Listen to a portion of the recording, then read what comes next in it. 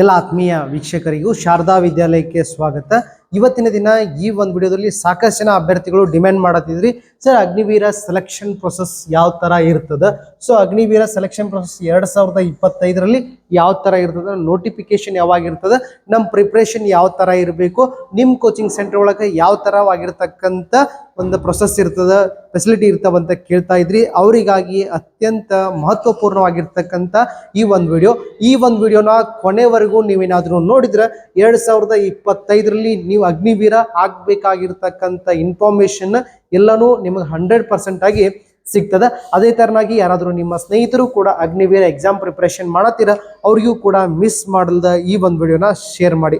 So Agniveer ಒಳಗೆ selection process ಒಳಗೆ ಏನಿರ್ತದಪ್ಪ ಅಂದ್ರೆ ಎಕ್ಸಾಮ್ ಇರ್ತದ, ಫಿಸಿಕಲ್ ಇರ್ತದ, ಮೆಡಿಕಲ್ ಇರ್ತದ, ಡಾಕ್ಯುಮೆಂಟ್ಸ್ ವೆರಿಫಿಕೇಶನ್ ಇರ್ತದ, ನೆಕ್ಸ್ಟ್ ಫೈನಲ್ ಕಟಪ್ ಬರ್ತದೆ. ಇದ್ರ ಬಗ್ಗೆ ಫುಲ್ ಇನ್ಫಾರ್ಮೇಶನ್ ಈಗ ನೆಕ್ಸ್ಟ್ ಒಂದು ವಿಡಿಯೋದಾಗ ನೋಡೋಣ. ಸೊ ನೀವೇನಾದ್ರೂ ಅಗ್ನಿವೀರ ಎಕ್ಸಾಮ್ ಬರಿಬೇಕಾಗಿತ್ತು, ಅಗ್ನಿವೀರ ಫಿಸಿಕಲ್ ಪಾಸ್ ಆಗ್ಬೇಕಾಗಿತ್ತು ಅಂದ್ರೆ ಮೊದಲು ನಿಮ್ದು ವಯಸ್ಸು ಎಷ್ಟು ಇರಬೇಕಪ್ಪ ಅಂದ್ರೆ 17 ವರ್ಷ 6 ತಿಂಗಳು ಇರಬೇಕು. ಮ್ಯಾಕ್ಸಿಮಮ್ ಎಷ್ಟ್ರಿ 21 ವಯಸ್ಸು ಇರಬೇಕು. ಈ ಒಂದಿಷ್ಟು ವಯಸ್ಸಾದ ನಂತರ ನಿಮ್ದು ಮೇನ್ ಕ್ವಾಲಿಫಿಕೇಶನ್ ಏನಿರ್ಬೇಕ್ರಿ, 10th ಪಾಸ್ ಆಗಿರಬೇಕು. ಅಲ್ಲಿ ಪ್ರತಿಯೊಂದು ಸಬ್ಜೆಕ್ಟ್ ಒಳಗೂ ನಿಮ್ದು ಇಂಟರ್ನಲ್ ಮಾರ್ಕ್ಸ್ ಎಷ್ಟು ಇರ್ತದ್ರಿ, 20 ಇರ್ತದ. ನೆಕ್ಸ್ಟ್ ಥಿಯರಿ ಮಾರ್ಕ್ಸ್ ಎಷ್ಟು ಇರ್ತಾವ್ರಿ, 80 ಇರ್ತಾವ. ಸೊ ಎರಡೂ ಕೂಡ ಎಷ್ಟು ಇರ್ತಾವ, 100 ಅಂಕಗಳಿರ್ತಾವ. 100ಕ್ಕೆ ನಿಮ್ದು ಪ್ರತಿಯೊಂದು ಸಬ್ಜೆಕ್ಟ್ ಒಳಗೂ 33 ಅಂಕಗಳಿಗಿಂತನೂ ಹೆಚ್ಚಿನ ಒಂದು ಅಂಕಗಳು ಇರಬೇಕು. ಅವಾಗ ಮಾತ್ರ ನೀವು ಅಪ್ಲಿಕೇಶನ್ ಹಾಕಕ್ಕೆ ಕ್ವಾಲಿಫೈ ಆಗ್ತೀರಿ. ಸೊ ಸೆಲೆಕ್ಷನ್ ಪ್ರೊಸೆಸ್ ಬಂದ ನಂತರ ಸೆಲೆಕ್ಷನ್ ಪ್ರೊಸೆಸ್ ಒಳಗೆ ಫಸ್ಟ್ ಏನಿರ್ತದಪ್ಪ ಅಂದ್ರೆ ಎಕ್ಸಾಮ್ ಇರ್ತದೆ. ಸೊ ಈ ಒಂದು ಎಕ್ಸಾಮ್ ಒಳಗೆ ನಿಮ್ದು ಕಂಪ್ಯೂಟರ್ ಬೇಸ್ ಎಕ್ಸಾಮ್ ಇರ್ತದೆ. ಸೊ ಫಸ್ಟ್ ಅಪ್ಲಿಕೇಶನ್ ಕರೀತಾರೆ. ಈ ಒಂದು 2025ರ ಅಪ್ಲಿಕೇಶನ್ ಜನವರಿ ಲಾಸ್ಟ್ ಅಥವಾ ಫೆಬ್ರವರಿ ಫಸ್ಟ್ ವೀಕ್ ಒಳಗೆ ನಿಮ್ದು ಏನಾಗ್ತದಪ್ಪ ಅಂದ್ರೆ ಅಪ್ಲಿಕೇಶನ್ನ ಕರೀತಾರೆ. ಅಪ್ಲಿಕೇಶನ್ ಹಾಕಿದ ನಂತರ ಪ್ರತಿ ವರ್ಷ ಕೂಡ ನಿಮ್ದು ಎಕ್ಸಾಮ್ ಯಾವಾಗ ಇರ್ತದ್ರಿ, ಏಪ್ರಿಲ್ ಒಳಗೆ ಎಕ್ಸಾಮ್ ನಡೀತಿರ್ತದ. ಸೊ ಏಪ್ರಿಲ್ ಒಳಗೆ ಎಕ್ಸಾಮ್ ಇತ್ತಂದ್ರೆ ಏಪ್ರಿಲ್ ಒಳಗೆ ಎಕ್ಸಾಮ್ ಇರ್ತದೆ. ಸೊ ಕಂಪ್ಯೂಟರ್ ಬೇಸ್ಡ್ ಟೆಸ್ಟ್ ಇರ್ತದೆ. ಸೊ ಇದ್ರೊಳಗೆ ಯಾವ ರೀತಿ ಎಕ್ಸಾಮ್ದಾಗ ಕ್ವಶನ್ಸ್ ಇರ್ತಾವ, ಯಾವ ಒಂದು ಏರಿಯಾದಾಗ ಎಷ್ಟು ಕ್ವಶನ್ ಬರ್ತಾವ, ಸಿಲೆಬಸ್ ಏನಿರ್ತದೆ ಅನ್ನೋದ್ರ ಬಗ್ಗೆನೂ ನೆಕ್ಸ್ಟ್ ನೋಡ್ತೀವಿ. ನೆಕ್ಸ್ಟ್ ಎಕ್ಸಾಮ್ ಒಳಗೆ ಕ್ವಾಲಿಫೈ ಆದ ನಂತರ ನೆಕ್ಸ್ಟ್ ಫಿಸಿಕಲ್ ಇರ್ತದೆ. ಫಿಸಿಕಲ್ ಬಗ್ಗೆನೂ ಡೀಟೇಲ್ ಆಗಿರ್ತಕ್ಕಂಥ ಇನ್ಫಾರ್ಮೇಶನ್ ಕೊಡ್ತೀವಿ. ನೆಕ್ಸ್ಟ್ ಮೆಡಿಕಲ್, ಫಿಸಿಕಲ್ ಪಾಸ್ ಆದ ನಂತರ ಮೆಡಿಕಲ್ ಕೂಡ ಪಾಸ್ ಆದ ನಂತರ ಫೈನಲ್ ಮೆರಿಟ್ ಬಿಡ್ತಾರೆ. ಅವಾಗ ನೀವು ಏನಾಗ್ತೀರಪ್ಪ ಅಂದ್ರೆ ಅಗ್ನಿವೀರರಾಗಿ ಆಯ್ಕೆ ಆಗ್ತೀರಿ. ಸೊ ಇದಾದ ನಂತರ ಎಕ್ಸಾಮ್ ಅಂತ ಬಂದಾಗ ಎಕ್ಸಾಮ್ ಒಳಗೆ ಅಗ್ನಿವೀರ್ ಆರ್ಮಿ GD ಅಂತ ಬರ್ತದೆ, ನೆಕ್ಸ್ಟ್ ಟ್ರೇಡ್ ಅಂತ ಬರ್ತದೆ, ನೆಕ್ಸ್ಟ್ ಕ್ಲರ್ಕ್ ಅಂತ ಬರ್ತದೆ, ನೆಕ್ಸ್ಟ್ ಟೆಕ್ನಿಕಲ್ ಅಂತ ಹುದ್ದೆಗಳು ಬರ್ತಿರ್ತವೆ. ಸೊ ಅದ್ರ ಬಗ್ಗೆ ಎಲ್ಲಾನು ಡೀಟೇಲ್ ಆಗಿ ಪ್ರತಿಯೊಂದು ವಿಡಿಯೋದಾಗೂ ಸಪ್ರೇಟ್ ಹೇಳ್ತಿರ್ತೀವಿ. ಈ ಒಂದು ವಿಡಿಯೋದಾಗ ಅಗ್ನಿವೀರ್ ಆರ್ಮಿ GD ಬಗ್ಗೆ ಸಿಲೆಬಸ್ ಅನ್ನ ಹೇಳ್ತೀವಿ, ಸೆಲೆಕ್ಷನ್ ಪ್ರೊಸೆಸ್ ನ ಹೇಳ್ತೀವಿ. ಅಗ್ನಿವೀರ್ GD ಒಳಗೆ ನಿಮ್ಗೆ ಯಾವ್ಯಾವ ಸಿಲೆಬಸ್ ಇರ್ತದಪ್ಪ ಅಂದ್ರೆ GK ಕೇಳ್ತಾರ, ಜನರಲ್ ಸೈನ್ಸ್, ನೆಕ್ಸ್ಟ್ ಸೈನ್ಸ್ ಇರ್ತದ, ಮ್ಯಾಥ್ಸ್ ಇರ್ತದ, ರೀಸನಿಂಗ್ ಇರ್ತದ.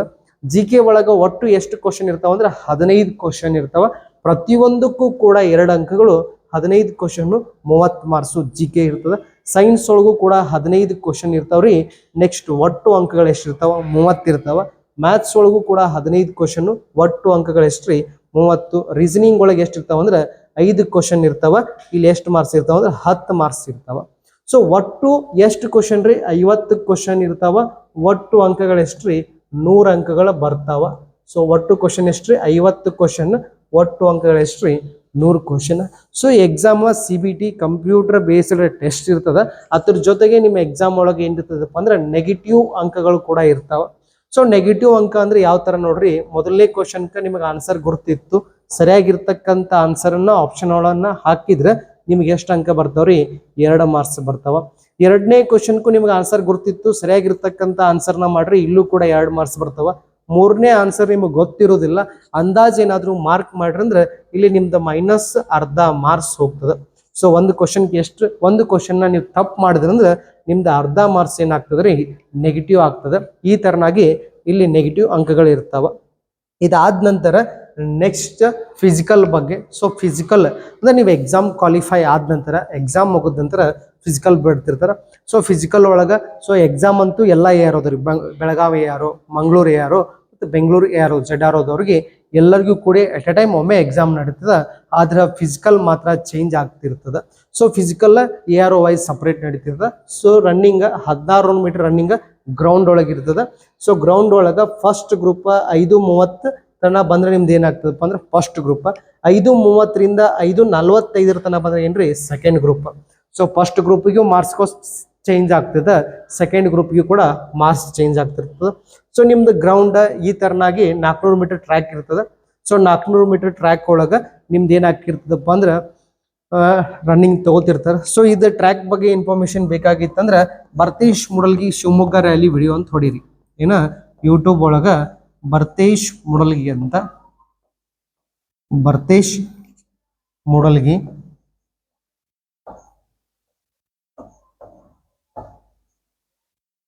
ಶಿವಮೊಗ್ಗ ರ್ಯಾಲಿ ವಿಡಿಯೋ ಅಂತ ಹೊಡೆದ್ರಿಂದ ಶಿವಮೊಗ್ಗ ರ್ಯಾಲಿ ವಿಡಿಯೋ ಅಂತ ಸರ್ಚ್ ಮಾಡಿದ್ರೆ ಸೊ ನಿಮ್ದು ಫಿಸಿಕಲ್ ಯಾವ ರೀತಿ ನಡೀತಿರ್ತದ, ಸೊ ರನ್ನಿಂಗ್ ಎಷ್ಟು ಜನಕ್ಕೆ ಬಿಡ್ತಿರ್ತಾರೆ, ಟ್ರ್ಯಾಕ್ ಯಾವ ಥರ ಇರ್ತದೆ, ಸೊ ನಾವು ಯಾವ ಥರ ಓಡಬೇಕು, ಯಾವ ಥರ ಪ್ರಾಕ್ಟೀಸ್ ಮಾಡಬೇಕು, ಫಸ್ಟ್ ಗ್ರೂಪ್ ಒಳಗೆ ಎಷ್ಟು ಜನ ಹಿಡಿತಾರೆ, ಸೆಕೆಂಡ್ ಗ್ರೂಪ್ ಒಳಗೆ ಎಷ್ಟು ಜನ ಹೊಡಿತಾರೋ, ನೆಕ್ಸ್ಟ್ ಚೆಸ್ಟ್ ಮೆಜರ್ಮೆಂಟ್ ಯಾವ ಥರ ಮಾಡ್ತಾರೆ ಅನ್ನೋದ್ರ ಬಗ್ಗೆ ಸಂಪೂರ್ಣವಾಗಿರ್ತಕ್ಕಂಥ ಒಂದು ಮಾಹಿತಿ ಭರ್ತೇಶ್ ಮೂಡಲ್ಗಿ ಶಿವಮೊಗ್ಗ ರ್ಯಾಲಿ ವಿಡಿಯೋ ಅಂತ ನೀವು ಯೂಟ್ಯೂಬ್ ಒಳಗೆ ಸರ್ಚ್ ಮಾಡಿದ್ರೆ ಇದ್ರ ಬಗ್ಗೆ ಪರ್ಟಿಕ್ಯುಲರ್ ಆಗಿರ್ತಕ್ಕಂಥ ಒಂದು ಇನ್ಫಾರ್ಮೇಶನ್ ಸಿಗುತ್ತೆ.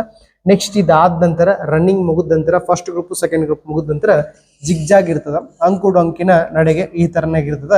ಇದೊಂದು ನಮ್ಮ ಇನ್ಸ್ಟಿಟ್ಯೂಟ್ ಒಳಗಿಂದ ಫೋಟೋ ಅದ ಜಿಗ್ಜಾಗ್ ಬ್ಯಾಲೆನ್ಸ್. ಇದಾದ ನಂತರ ನಿಮ್ಗೆ ಏನು ಹೊಡಿತಾರಪ್ಪ ಅಂದ್ರೆ ಫುಲ್ಅಪ್ಸ್.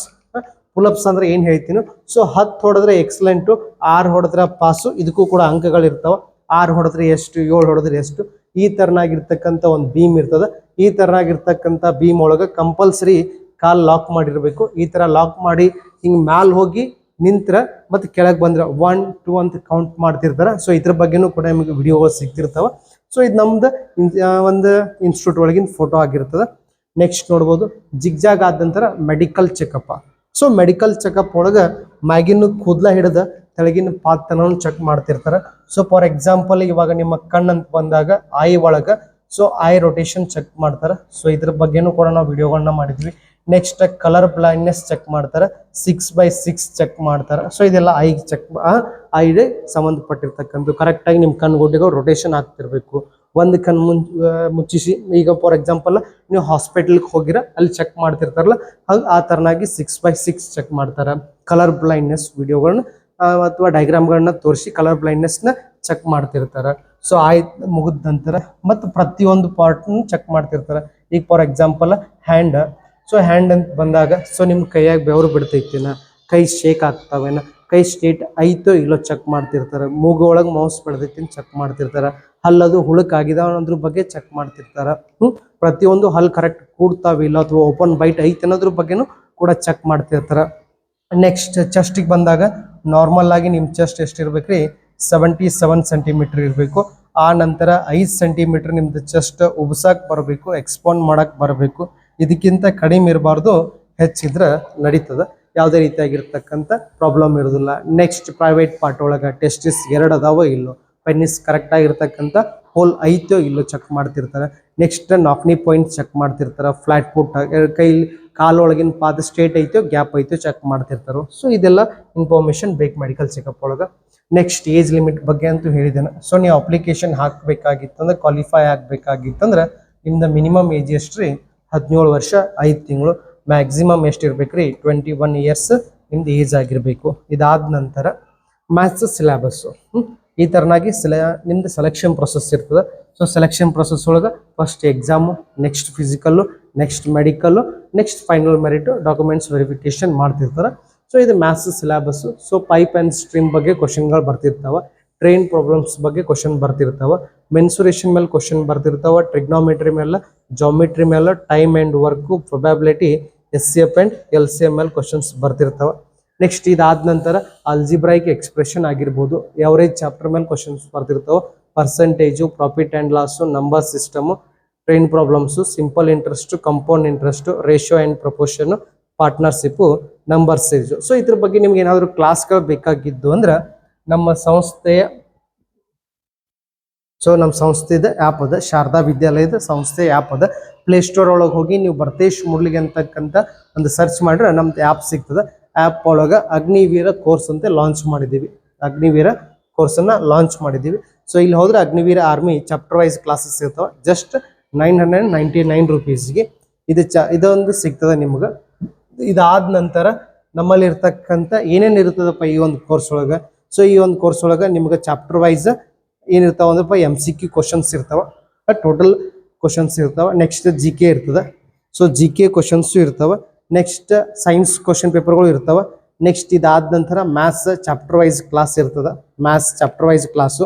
Next reasoning chapter wise class ಇರ್ತಾವ, physics chapter wise class, chemistry chapter wise class ಇರ್ತದೆ.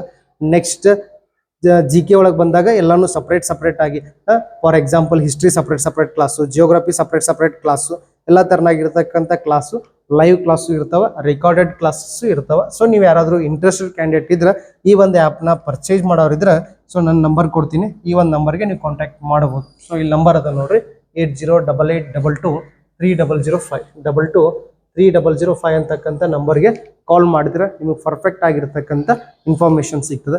ಮತ್ತೇನಾದರೂ ನಿಮ್ಗೆ ಅಗ್ನಿವೀರ ಸೆಲೆಕ್ಷನ್ ಪ್ರೊಸೆಸ್ ಬಗ್ಗೆ ಡೌಟ್ ಇತ್ತಂದ್ರೆ ಸೊ ನಮ್ಮ ನಂಬರ್ಗೆ ಕಾಂಟ್ಯಾಕ್ಟ್ ಮಾಡ್ಬೋದು. Thank you. ಜೈ ಹಿಂದ್.